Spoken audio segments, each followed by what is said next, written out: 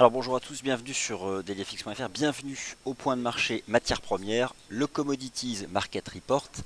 Vincent Gann donc pour vous retrouver ce matin, nous sommes le 3 août et on va faire le point donc sur ces stratégies qu'on vous propose sur les matières premières depuis une dizaine de séances environ.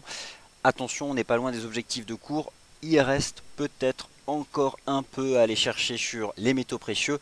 Quant au pétrole, quelles que soient les divergences qui se manifestent sur les horizons de temps intraday, elles ne font que ralentir la baisse.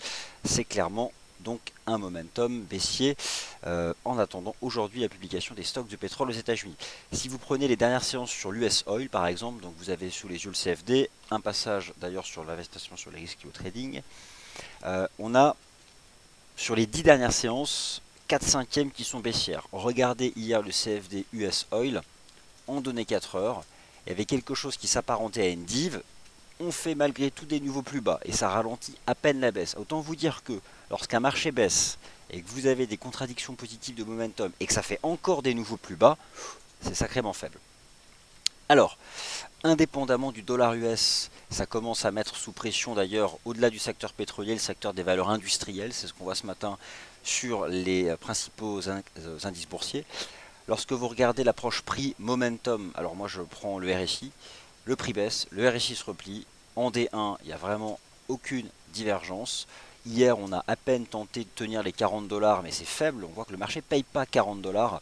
Il n'y a pas encore de séance de capitulation pour retourner le marché, il n'y a pas de séance où avec une grosse mèche basse ou un gros marteau ou des figures de retournement. Ça peut intervenir, pour ça il faut de la vol, on verra bien avec les stocks de pétrole. Pour l'instant ça reste sous pression et ce qui me fait dire que ça reste sous pression c'est aussi l'analyse technique des paires en dollars canadiens avec ces stratégies qui vous sont proposées depuis le début de la semaine, notamment sur l'euro CAD, qui fait encore ce matin donc de nouveau plus haut. Alors, dans ce point de marché première, on va parler du pétrole, du cuivre, du gaz naturel, des métaux précieux et des paires en dollars canadiens, et ce sera déjà largement suffisant. C'est parti pour l'once d'or. Alors l'once d'or, gardez le cap, on y est presque, la cible c'était 1370 dollars, voire 1375, ça n'a pas été fait, hier on a fait 1367, regardez donc là on fait ce que j'appelle des toupies en chandelier japonais, deux grands corps positifs, premier support 1361, on fait des tout petits chandeliers japonais, pas de divergence, c'est haussier. Certes, il y a un écart aux lignes de tendance, un écart aux principales moyennes mobiles. C'est pour ça qu'on se fait un petit range. Mais voilà, il y a encore de la volatilité sur le marché action européen. Vous l'avez vu ce matin. Donc, tout est fait pour soutenir le prix des métaux précieux. Et en plus de cela, Wall Street a décidé hier de démarrer une consolidation, notamment sur l'indice S&P 500. Donc pour l'instant, je pense que le marché peut rester en range au-dessus des 1360 ou éventuellement retracer, aller chercher la MM20H4. Mais voilà, je trouve ça vraiment propre ce qu'on fait. Hier, on avait un range entre 1345 et 1364, on l'a cassé par le haut. Là, on fait un micro-range entre 1360 et 1367. Bon, et l'idée, c'est toujours d'aller chercher les sommets du mois de juillet, donc entre 1370 et 1375. Et à ce moment-là, il sera temps donc de prendre des bénéfices. L'argent métal sous-performe mais est quand même bien orienté. Alors on travaille toujours à un niveau important ici à 20,64 dollars. Ça passe pas, mais en même temps c'est pas baissier, soutenu par la ligne de tendance haussière, la MM20H4. Après voilà, le CFD XAG USD en termes de stratégie, ça n'a rien à voir avec le CFD XAU USD. Dans tous les cas, la tendance est la même, elle est positive. Pour les stratégies de trading, en termes de propreté technique, et l'analyse technique là vous permet de gérer le risque, il n'y a pas photo, il faut aller du côté de l'once d'or. Alors voilà, c'était plus ou moins le message ce matin dans ce point de marché matières premières. Il reste probablement, marginalement, quelques dollars à aller chercher. 5 dollars, peut-être 10, on verra. En tout cas, les sommets du mois de juillet seront des beaux objectifs de cours. Pour trouver des objectifs de cours, soit vous prenez les mèches hautes, ici dans les tendances haussières, la volatilité haute des bougies japonaises, ou sinon vous utilisez ce petit bouton sur la plateforme qui vous permet de passer en ligne. Ligne, c'est cours de clôture. Et le plus haut en clôture, c'était 1370.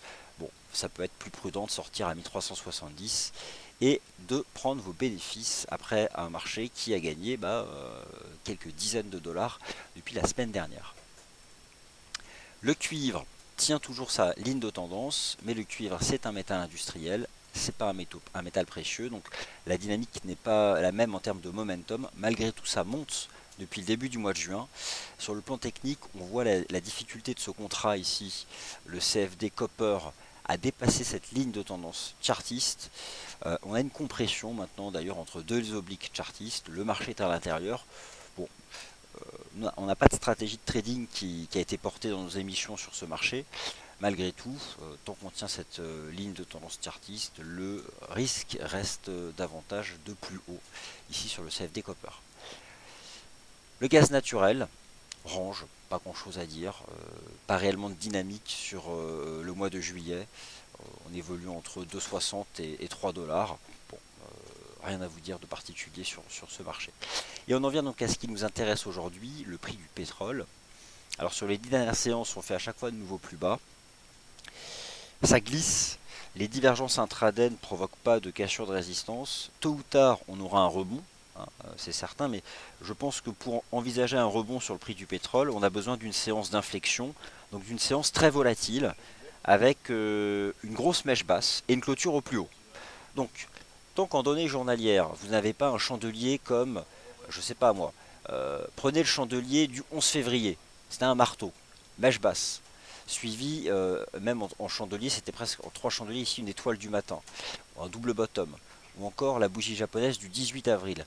Tant que vous n'avez pas, en terminologie japonaise, quelque chose qui vous indique que les vendeurs ont pris leurs bénéfices et que des acheteurs reviennent, ça sert à rien de se mettre à contre-tendance, mieux vaut patienter. Alors pour l'instant, qu'est-ce que je peux vous dire? Pas grand-chose, à part le fait que on stabilise autour des 40 dollars. Aujourd'hui, qu'est-ce qui va se passer? Le marché va rester autour des 40 dollars, 39,70, dans l'attente de la publication des stocks de pétrole aux États-Unis.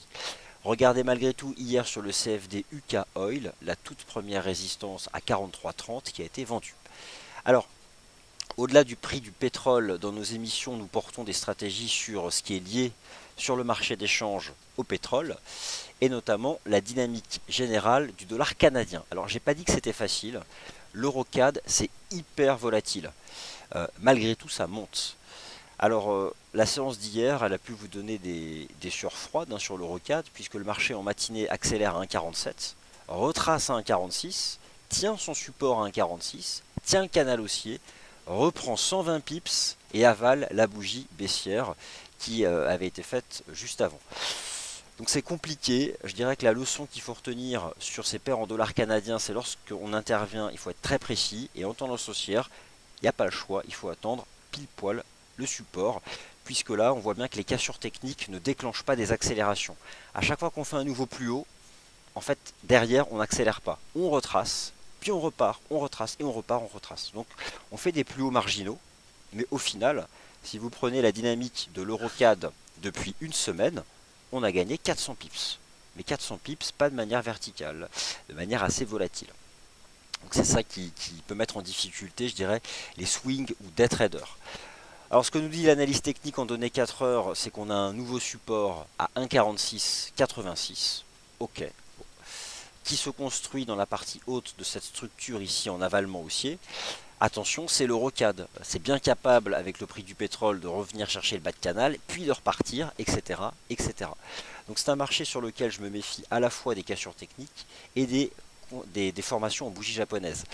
Je vais donc faire confiance plutôt à des indicateurs de tendance comme des canaux chartistes ou des moyennes mobiles, ou encore ce range ici sur le RSI H4 du taux Eurocad. Dans l'immédiat, à très court terme, un range se forme entre 1,4680 et 1,4735. Le tout premier support, c'est 1,4686. Est-ce qu'on peut envisager une nouvelle stratégie sur 1,4686? Moi je dis oui, c'est le premier support. S'il marche, ça doit agir immédiatement. Et si un niveau technique doit agir immédiatement, on gère son risque juste en dessous. Parce que si on le bascule en dessous, c'est que ce n'était pas le bon niveau de prix, tout simplement. Donc pour l'instant, voilà, ça suit son cours. La tendance haussière se poursuit. Le pétrole tergiverse autour des 40 dollars. C'est un marché qui réagit aux stats et à la volatilité des fondamentaux. Le marché aujourd'hui, il va attendre les stocks de pétrole. Si ça fait baisser le prix du pétrole, ça mettra une grosse verte. Et sinon, si on rebondit sur 40 dollars, une rouge. Concrètement, c'est ça. C'est pour ça que c'est pas facile. Après, regardez l'Eurocad en données journalières. C'est déjà plus attractif. Mais c'est volatile. Avalement haussier, rouge, mèche haute. Avalement haussier, des grosses mèches hautes de 100 points. Et là, on vient de faire deux grands corps positifs en données journalières. Mais regardez quand même la mèche basse daily d'hier. Donc, pas de divergence en données journalières. Selon mon analyse technique, ça va monter plus haut. Et notamment aller chercher ici les 1,4776 et au final les 1,48 qui sont quand même une belle résistance. Mais voilà, regardez la MM20 D1 qui s'apprête à croiser à la hausse la MM20 50 jours. Bon, il y a des choses positives. Il n'y a pas de div. Alors le point d'achat parfait, ça reste la moyenne mobile à 20 périodes sur l'horizon de temps 4 heures. Le tout premier niveau de chartiste, si éventuellement par exemple aujourd'hui la stratégie c'est la baisse du prix du pétrole avec les stocks, attention, c'est pas acquis sur 40 $, je dirais qu'un bon point d'entrée sera un 46,86. Mais si vous payez un 46,86, bon, ça doit tout de suite relancer, donc on gère son risque en dessous. Sinon, toujours pareil, le canal chartiste en place depuis le 25 juillet, et donc sa partie basse renforcée ici par la MM20 H4. Alors j'ai pas dit que c'était facile, ça reste compliqué sur cette paire en dollars canadiens. L'USDK tendance haussière, mais bon, étant donné que l'euro-dollar remonte, c'est moins attractif que l'euro-CAD. Malgré tout, ce dernier a défendu cette ligne chartiste. On voit clairement ici un seuil technique d'accélération à 1,3140 que le marché travaille et pour l'instant qui n'est pas franchi. Et autant vous dire qu'on va rester en dessous jusqu'à la publication des stocks de brut aux États-Unis à 16h30. Voilà pour le point donc sur les matières premières. Je repasse sur le graphique du gold. Hop là. Et je vous retrouve donc à 11 h pour le morning meeting où on commencera donc par les indices boursiers et le gold. Donc vraiment, premier support 1360. Je pense vraiment qu'on peut encore faire la petite jambe de hausse à 1370 et là, il faut prendre ses bénéfices. Merci beaucoup et à tout de suite.